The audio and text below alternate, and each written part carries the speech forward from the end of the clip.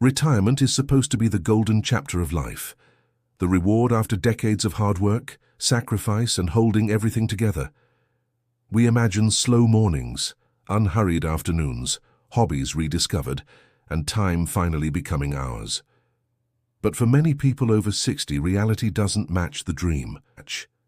You wake up one day and realize you don't have to rush anywhere, but instead of relief, you feel unease. You have more time than ever, but instead of joy, you feel stuck. You're free, but somehow not happy. It's not your fault. What most people do not talk about is this.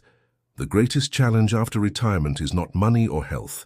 It is the mind, the silent weight of comparison, the pressure to stay useful, the quiet guilt for resting, the creeping fear of becoming invisible.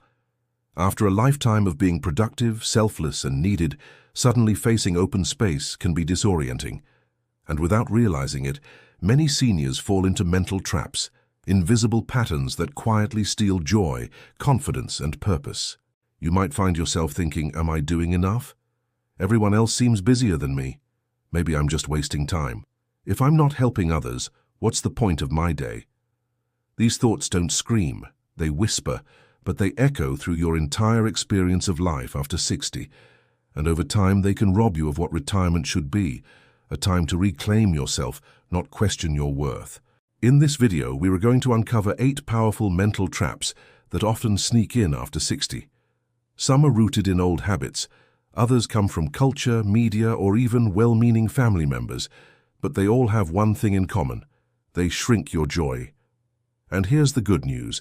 Once you name them, you can challenge them. Once you see them clearly, you can step around them. And once you start protecting your mental peace, as fiercely as you protected your family for years, your retirement becomes what it was always meant to be: a time of freedom, a time of healing, a time of being unapologetically, beautifully you. Let's begin. Mental trap 1. If I'm not useful, I'm not valuable. For decades, your days were filled with doing. You worked, you cooked, you fixed things, you helped everyone. You were the glue that kept the whole family, and maybe the workplace, from falling apart. And somewhere along the way, your identity became tied to being useful. You didn't just feel proud of being productive, you felt necessary, important, needed. So what happens when nobody needs you every day? For many older adults, that shift is terrifying. You go from constantly solving problems to hearing silence, from being the first person they called to feeling like the last to know. And the mind plays a dangerous trick. If I'm no longer needed, what am I even worth? That thought is a lie. But it is one of the most common lies seniors tell themselves, especially after retirement. Here's the truth. Your value has never been based on how many errands you run, how many meals you cook, or how much you do for others. You were never only important because of your labor. Your worth is not earned through exhaustion. You are valuable because of who you are, not just what you produce. Your wisdom, your presence, your ability to listen, your stories, your sense of humor, your stillness, your spirit. These are not things to be used. They are things to be cherished. So what can you do when you feel useless? Start by recognizing that the idea itself is a false measurement. You don't need to prove yourself through busyness. You don't need to deserve rest. You've earned it already, many times over. Also, take a step back and redefine what being useful even means. Is being useful about doing 10 tasks a day? Or is it about being emotionally available for a friend who's struggling? Is it about always saying yes? Or is it about setting a good example of healthy boundaries? You can still contribute, but on your terms, not from guilt or habit. Start writing that book. Join a local class. Volunteer 2 hours a week, not 20. Or don't, and enjoy the art of simply being. You don't owe anyone your productivity to justify your existence. The most radical act at this stage of life might be this: let yourself be valuable, without being busy. Mental trap 2. Everyone else seems happier than me. You wake up, pour your coffee, scroll your phone, and it hits you. Photos of your old classmates traveling across Europe. Your cousin celebrating her 50th wedding anniversary, surrounded by a perfect family. That neighbor you barely know posting daily pictures of walks, brunches, grandkids, and sunsets. And there you are in your quiet kitchen, feeling like you missed something. Like happiness skipped your address. This is one of the most painful and most invisible mental traps, the comparison trap, and it's more dangerous than we often admit. When you're over 60, comparison becomes a silent thief. It doesn't yell, but it steals. It steals joy, gratitude, self-worth, and even peace. It convinces you that what you have is not enough, that everyone else is doing better, aging better, living better. But here's the truth. You're not seeing the whole picture. People share moments, not realities. You're seeing someone's highlight reel, not their lonely mornings, financial worries, or midnight tears. You don't see the regrets they carry, the health issues they hide, the family tension behind the smiles. Comparison turns your full, complex life into a list of what's missing. You start asking yourself, should I be traveling more? Did I make a mistake retiring early? Why does my family seem more distant than theirs? Am I doing something wrong? No. What you're doing is looking outward instead of inward. You are measuring your life with someone else's ruler, and that will always feel like falling short. Here's how to break free. Limit your exposure. If certain social media feeds, group chats, or even holiday letters make you feel worse, it's okay to step back. Protect your peace. You're not obligated to consume content that hurts your mental wellness. Shift your questions. Instead of, why don't I have that? Ask, what do I have that I haven't truly appreciated? Think of the small wins. A peaceful afternoon, a grandchild's laugh, a recipe that turned out just right. Connect offline. The real antidote to loneliness and comparison is connection, not scrolling, not comparing, but calling, walking, sharing, laughing. These quiet moments matter more than we realize. Remember, happiness is not a competition. There's no prize for looking the happiest. The only thing that matters is feeling content in your own way. And if some days still feel flat, that's okay. Life isn't made of endless highs. It's made of presence, of noticing, of being kind to yourself even when no one is watching. You are not behind. You are not broken. You are simply human, learning to stop looking sideways and start looking inside. Mental trap 3. I shouldn't need help. There is a quiet belief many older adults carry, a belief that sounds noble but slowly becomes a prison. I should not be a burden. It starts with good intentions. You do not want to inconvenience anyone. You want your children to live freely. You do not want to ask for too much, so little by little you stop asking at all. You struggle with the groceries but say nothing. You feel lonely for days but smile on the phone. You skip a doctor's appointment because nobody was free to come with you. And when someone finally asks how you're doing, you say, I'm fine. But here is the truth. Needing help is not a weakness. It is part of being human. And refusing support does not make you stronger. It just makes you more isolated. Somewhere along the way, our culture began to worship independence like it was the ultimate sign of strength. But real strength is not never needing help. It is knowing when and how to ask for it. It's being brave enough to say, I'm tired. I'm scared. I could use some company today. You spent a lifetime caring for others. That doesn't mean you've lost the right to be cared for. You are not selfish for needing a ride, a conversation, or a hand to hold. You are not weak for leaning on someone. You are not a burden. You are a person. So, what can you do when this trap whispers in your ear? Start small. Instead of staying silent, try saying, would you mind picking something up for me? Could we talk this week? I'm feeling a little off. I have a doctor's appointment. Would you be able to come? These are not cries for pity. These are invitations for connection. And most people, especially the ones who love you, will welcome them. Also flip the perspective. If someone you loved needed help, would you want them to suffer silently? Of course not, so why should you? Finally, remember, asking for help is not surrender. It is wisdom in motion. It is knowing that your worth is not measured by how little you ask, but by how much you allow yourself to live fully, even when that includes leaning on others. Mental trap 4. It's too late for me to try something new. There's a quiet belief many people carry into their 60s, 70s, even 80s, the idea that new beginnings are for the young, that growth, exploration, and boldness have an expiration date. that you had your chance and now your role is to stay still, stay small, stay settled. This belief doesn't shout, it whispers. When you see a pottery class and think, that might be fun, but talk yourself out of it. When you hear about someone starting a business at 65 and say, good for them, but silently think, that could never be me. When you feel the pull to learn something new, dancing, writing, painting, gardening, even a new technology, and your brain responds with, why now? This is one of the most dangerous mental traps of aging.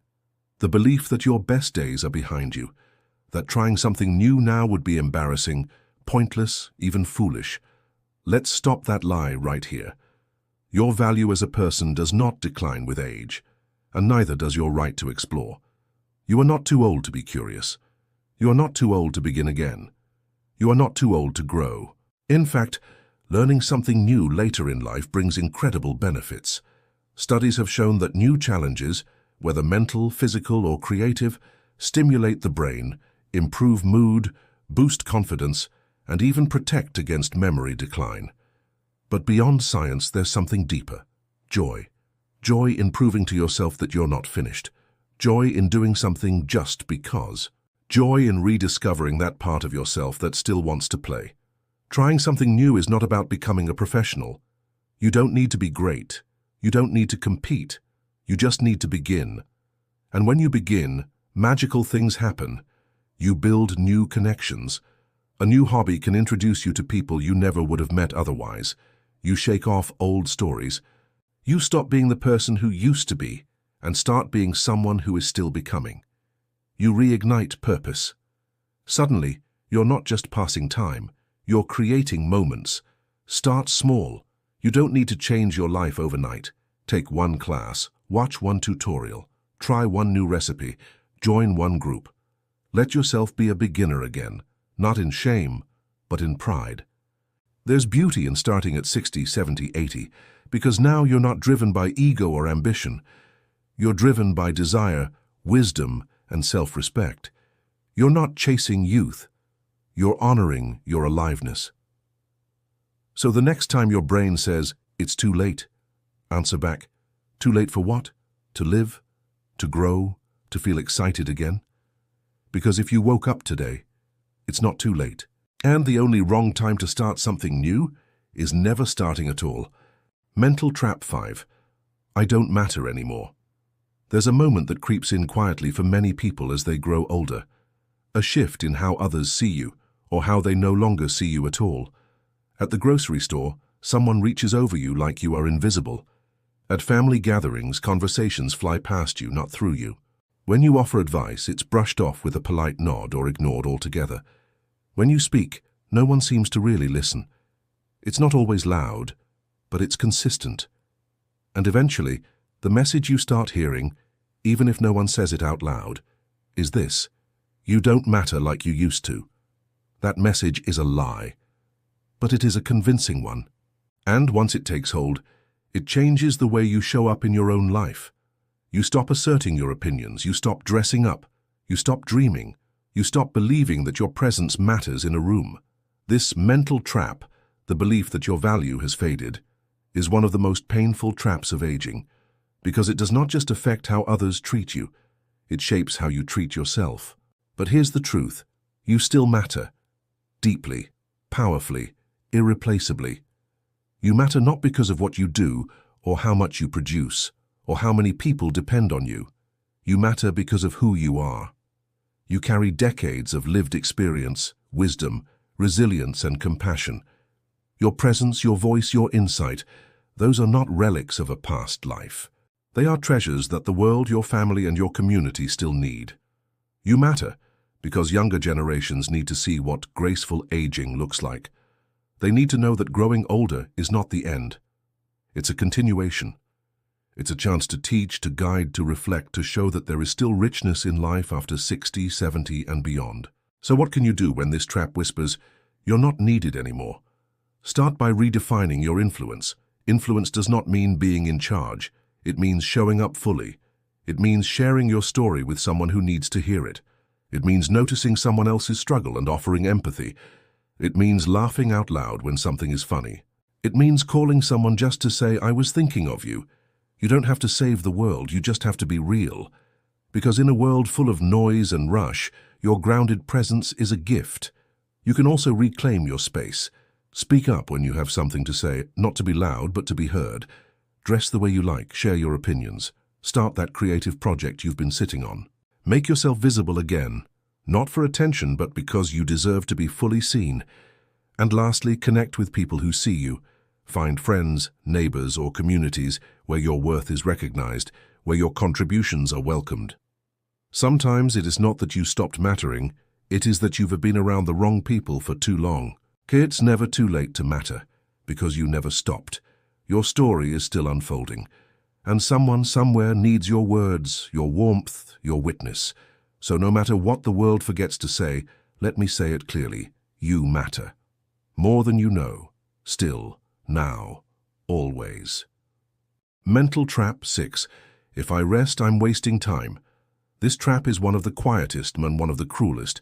It does not come with shouting or blame. It creeps in when you sit still for too long, when the house is quiet, when there's no to-do list in front of you. That's when the voice arrives, that internal whisper that says, "You're wasting time. You should be doing something useful. You've still got hours in the day. Why are you resting?" For many older adults, especially those who spent decades raising families, working full-time jobs, caring for others, and holding everything together, rest is not relaxing. It is uncomfortable. It feels unearned. It triggers guilt. Why? Because for so long your worth was tied to how much you did for others.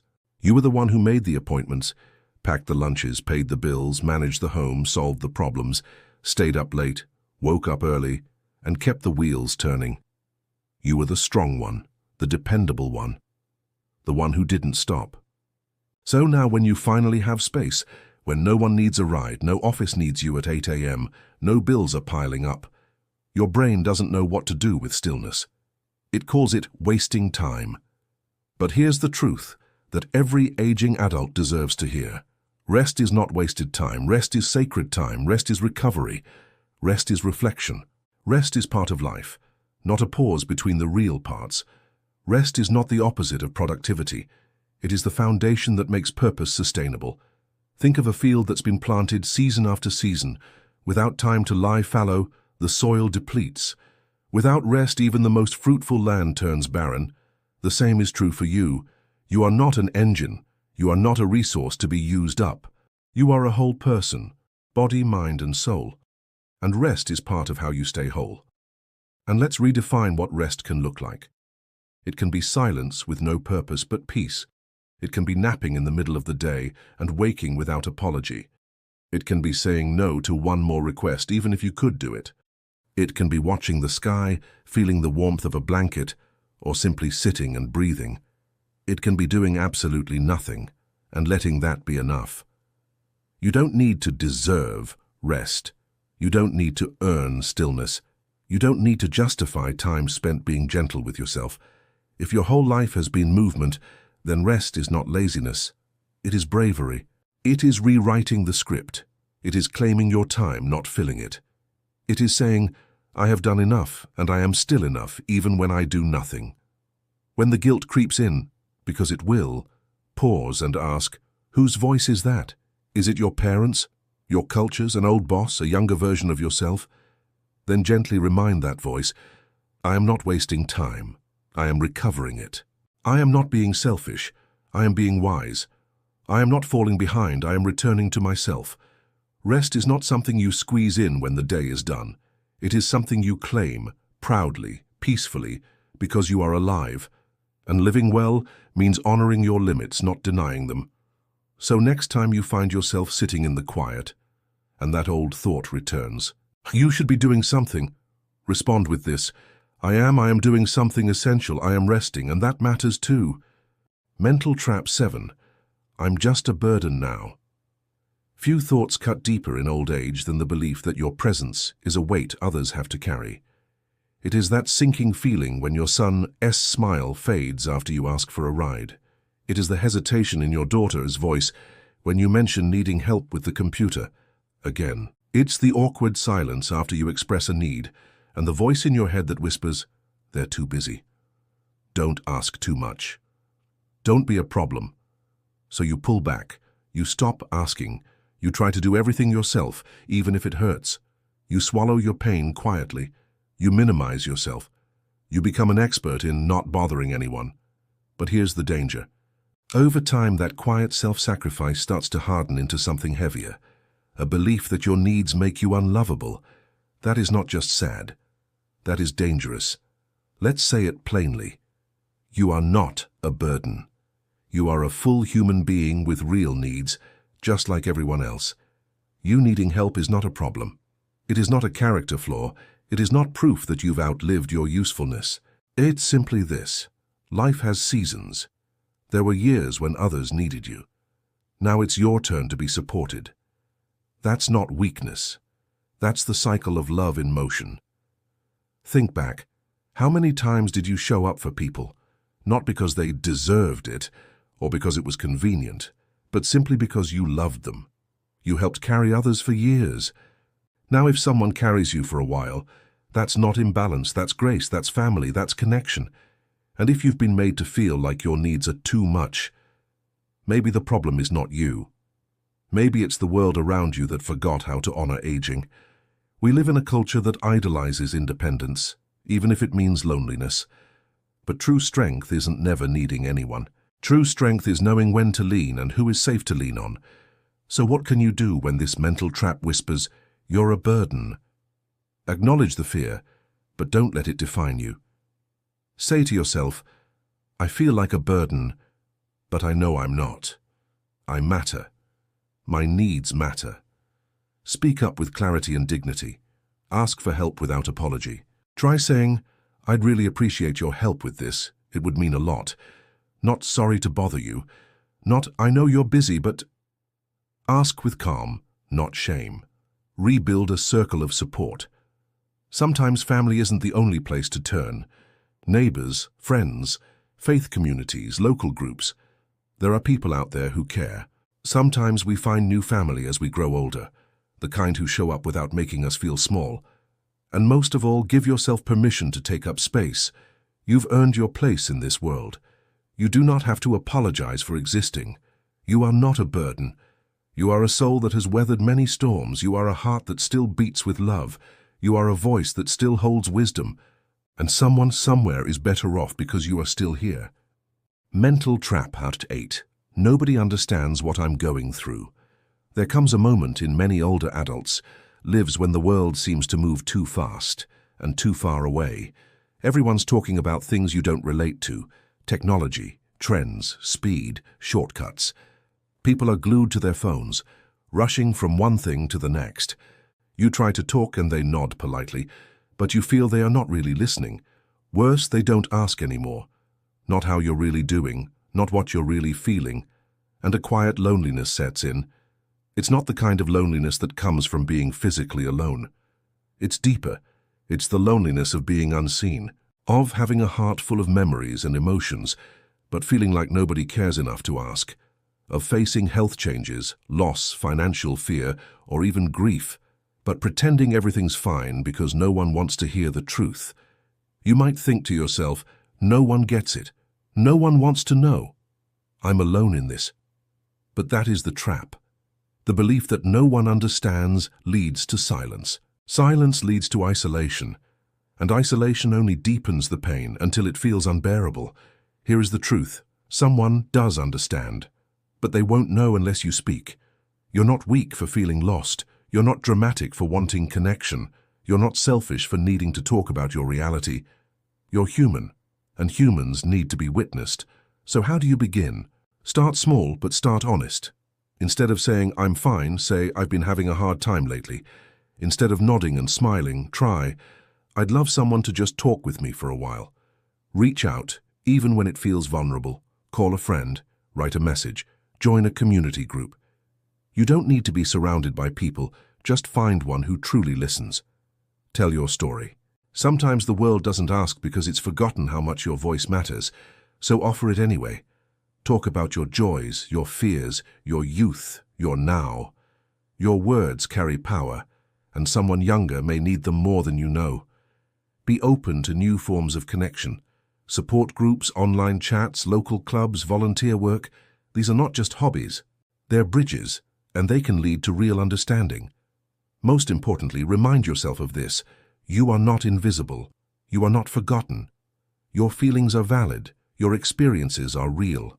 You are not too old to be understood, just in need of real listeners.